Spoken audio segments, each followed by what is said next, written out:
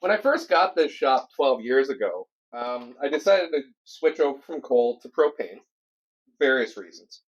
So I was looking for hours for a propane forge that was in my budget, which I had a good sized budget. It was $1,000. And they were hard to find 12 years ago. Eventually, I found this one, the Mighty Forge. They're out of West Coast Canada. I think I paid around $800 for it. Yeah, I think 800. And now you come to, this time, like these days, you can easily find numerous propane forges ready built on Amazon, and they're not actually that expensive. So, and that's on the Canada site. On the American site, whoa, there's even more. So I decided, why don't we try out one of these? So I bought the cheapest forge that I could get on Amazon Canada side, and I'm going to try it out. But first, this guy has to move. So the one I did end up getting is the Find X single burner propane forge, which is this little guy here. It also goes under the name GY100. They also sell a 2-burner one on the Canadian site, but on the American site they also have a 3-burner one as well as a monster 4-burner one. Now, going with the cheapest one, I got the single burner. Now, it's a solid steel body. It's got a door on both front and back. It's got exhaust ports, so you can actually use the forge with both doors actually closed to try and keep as much heat in as possible. The ceramic wool is 1 inch thick, and it is bolted on with these little tiny nuts. Let's see if I can get you to see it here. Little tiny nuts in there. Which I think that's going to actually make it easier to, if you ever have to reline this, it would actually be easier to do that. So you got 1 inch ceramic blanket. The overall width is 7 inches. Without the fire brick, the height is about 3.5 inches, and then with the fire brick, you got 2 3/4 inch. The depth of it is just a little bit over 9 inches, probably 9.5 inches. It is a stainless steel burner that has been laser cut, I'm assuming, for the air intake. Oh, I should take a. It's actually doubled up on the bottom with a nice thick steel plate. And you got little stoppers. That's to know how far to put it in the forge. And then on the back end, you got a nut, which the nozzle, the gas nozzle, just screws in here. And then your regulator, gas hose, screws onto that. Oh, and one thing I should also mention is with the burner, as you can tell, there is no choke on it. I do have a solution for this, but when you're starting off as a blacksmith, you might not need that choke. It's more when you're actually starting to do stuff where scale buildup would be a problem. So, when you're doing forge welding. But I do have an idea for the choke, so that'll be later on in the video. And as for the hose, it's just a rubber hose, 6 feet long, maybe a little longer. It has a 30 psi regulator on it that is adjustable, and that just screws in on the gas nozzle. And then, of course, this end goes onto your propane tank. Also included in this kit is your thread tape, if you do need the thread tape on this. It's brass on brass. Normally you don't need to, but you might, and you should check for leaks. Also, what's included is a 2-page manual But the one nice thing about it is it actually gives you, see if I can zoom in on that a little bit, actually gives you a diagram of how it is put together, which might be useful if you ever have to reline it. So that's everything that came with the kit. Now, one thing you might be asking is, well, what about refractory cement and Rigidizer? Well, this kit doesn't actually come with it. Now, at this price point, which is actually under $100, actually it was $90 and some odd cents in Canadian, and that's after sales tax. Any other forge even close to that price range, I didn't see them have refractory or Rigidizer. This kit did not come with it, but that's not a really big deal because I actually went to a local pottery supply shop, which is the Pottery Supply House. They're located in Oakville, as well as Kitchener. And I picked up Rigidizer, this Rigidizer, for $10.50. Now, I did go on Amazon and I looked for Rigidizer on the Canadian site, and there was two listed for like $70. Now, you can find it cheaper. Pottery Supply House actually does sell it and ships within Canada.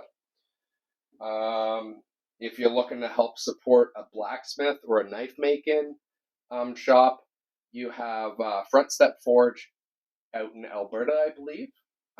He sells it, as well as the Maritime Knife Maker Supply.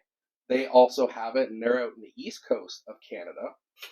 But in the States, their Rigidizer is easy to find on Amazon, and I believe it's $20 American. I would have to double check, and I would have a link down below to an Amazon for that.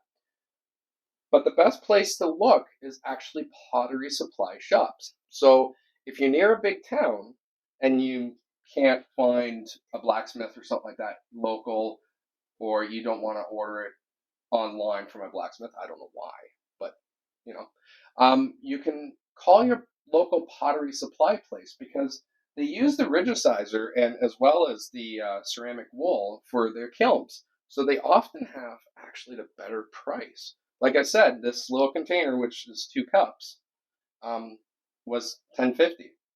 So, yeah. Now, you notice I haven't talked about refractory. The reason is I'm not going to use refractory on this. And I think of it this way. The refractory really only protects the ceramic wool from you damaging it. It's the Rigidizer that actually protects you from the ceramic wool. And what I mean by that, if you don't know, is there's little fibers on this ceramic wool, and if you have prolonged exposure of it to those little fibers, they can actually cause really bad health issues later on. So you definitely want to coat this in something. Like I said, the Rigidizer is much better at holding those fibers in. So I'm going to be using that. And the refractory, as soon as it cracks, it opens up for those fibers again.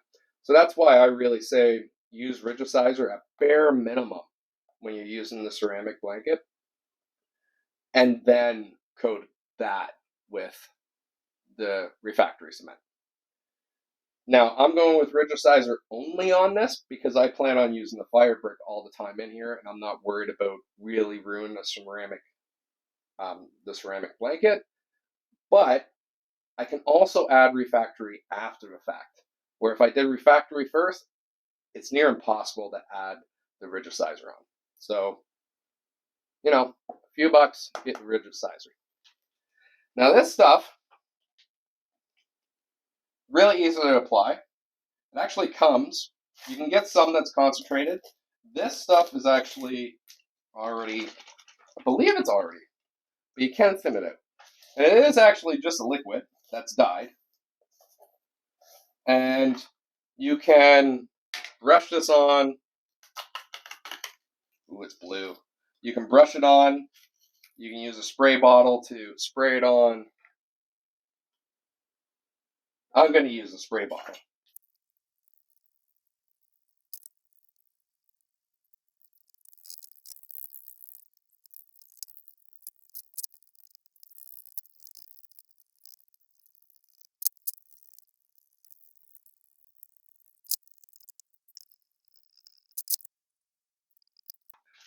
I'm going to let that air dry for 24 hours.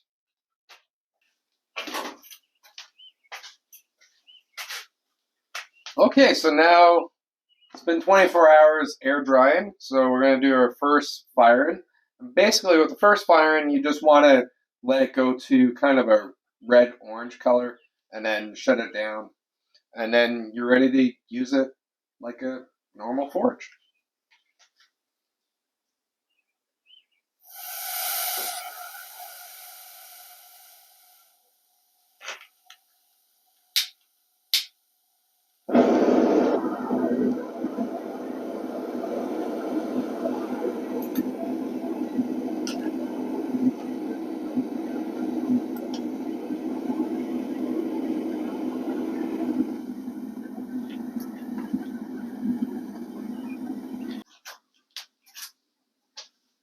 Okay, so now let's see how long it takes to actually heat up some of the common size steel that you're probably going to use as a beginner.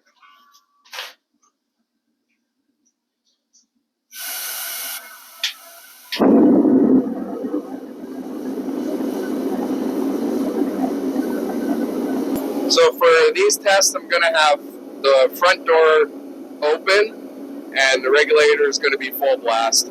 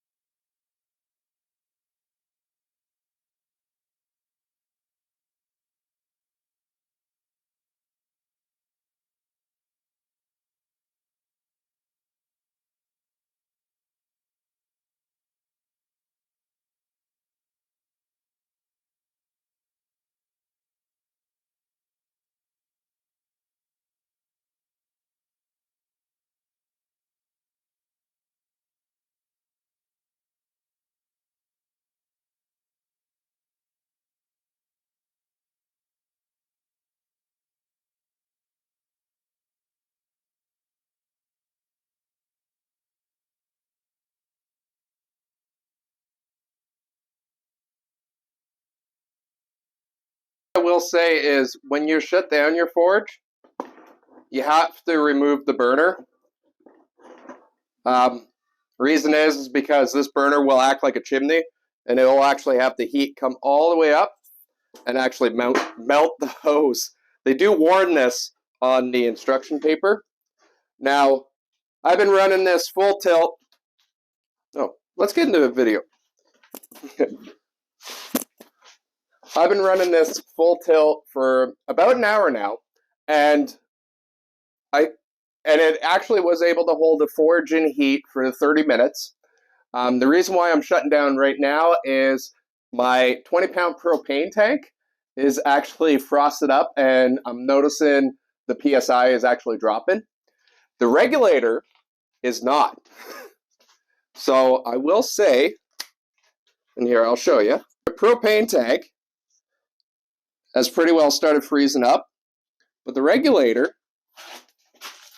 yeah, it's cold, but it is not freezing up, and that's after an hour. So this is more I'm running out of propane, or because I'm using only a 20-pound tank, that it's freezing up the propane, and the forge is actually doing quite well. So this forge does get up to welding heat, and it's able to maintain it for 30 minutes, as long as your propane doesn't run out. But it also gets hot enough when you're right at the burner to actually start melting the steel. That was a straight across. And let's see if I can hold this right. And it actually started, and that's where the burner was hitting it. And it actually started melting the steel. So yeah, it gets plenty warm. So with this, you basically have to figure out where you want to place your steel. So if I had this more into the front or back, where the burner wasn't hitting it fully, probably would have held up a little bit. But this test was basically to see if it could hold it. And yeah, it can hold forge heat at maximum PSI. I don't know why I don't have my mic on here, but once again, I don't have my mic. So basically, this is where I'm going to be talking about how I make my choke. I went on a little bit of how I burn that steel, and now to give you a simple choke for this, I just grabbed a 1-inch coupler for copper pipe, and you just slide that over, and it actually does fit a little loose. So what you have to do is first flatten it down to an oval. And then here I'm just taking the cross peen inside the vent hole to like push it down a little bit further. That way so it won't slide completely off, but you can actually twist it and it will actually lock into place.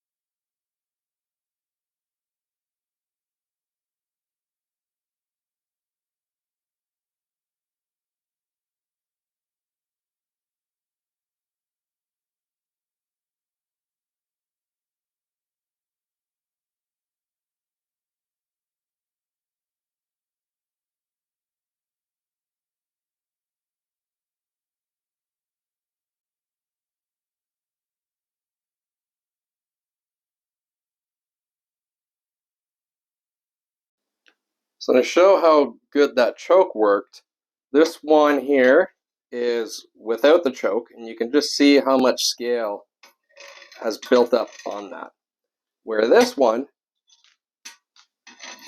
that's not bad amount of scale compared to that. So definitely the choke, adding a choke really helps if you're doing bigger steel like this.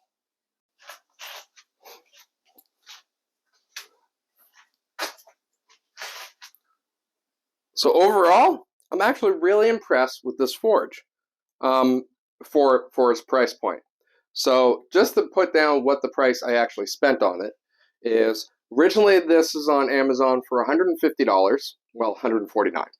They had a sale going that it was $99. And then also I got a $20 coupon. So before taxes, it was $79. After taxes, because I'm in Ontario, it was 91-ish dollars. Now, I had to buy the Rigidizer, which was another $10.50. Let's make it, $14, $15 after sales tax. And then the coupler, the copper coupler that I used as the choke, that was like $3. So if my math is right, what, $115 for this forge? And I actually kind of like it.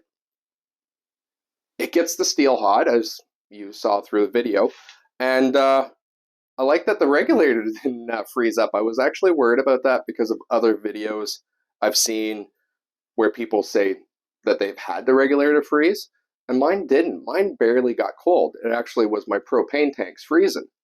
So overall, I like this unit. And for a beginner forge, beginner blacksmithing, someone getting into this, for $115, this is actually a good forge.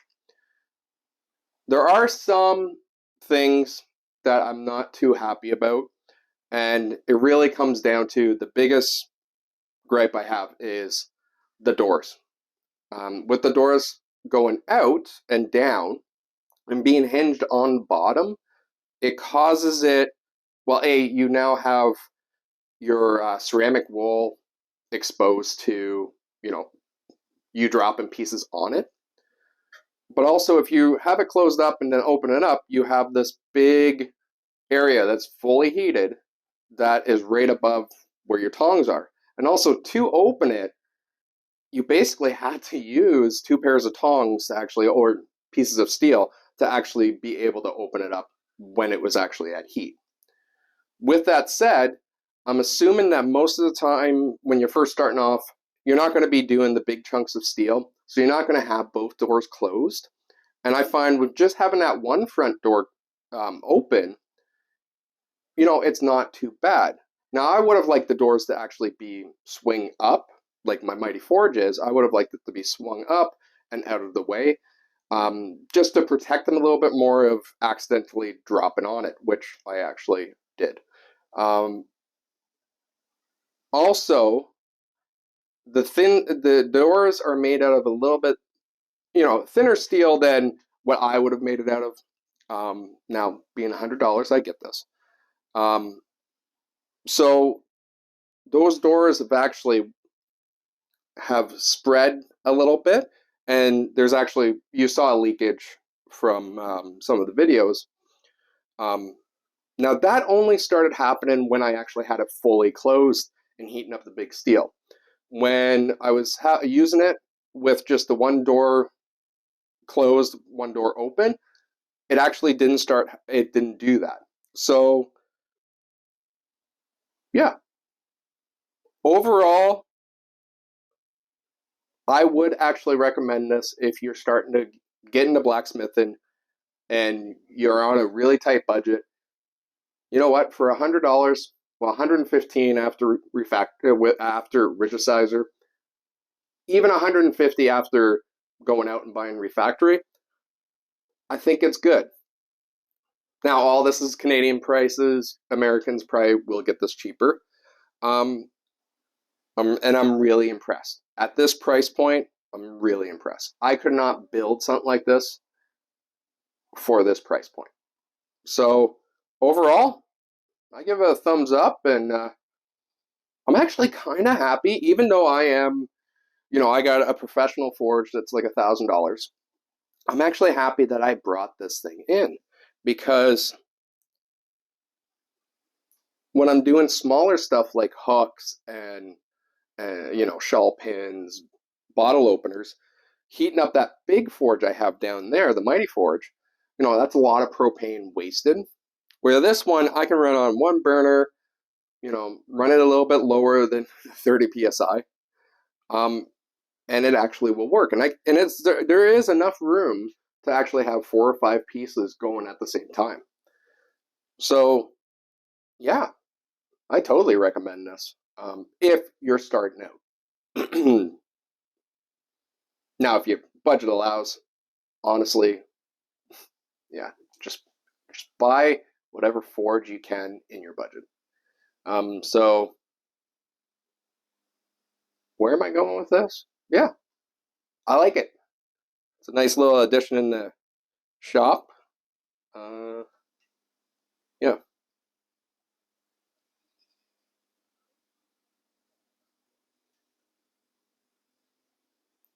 So I have the affiliate link down below, both on the Canadian and American site.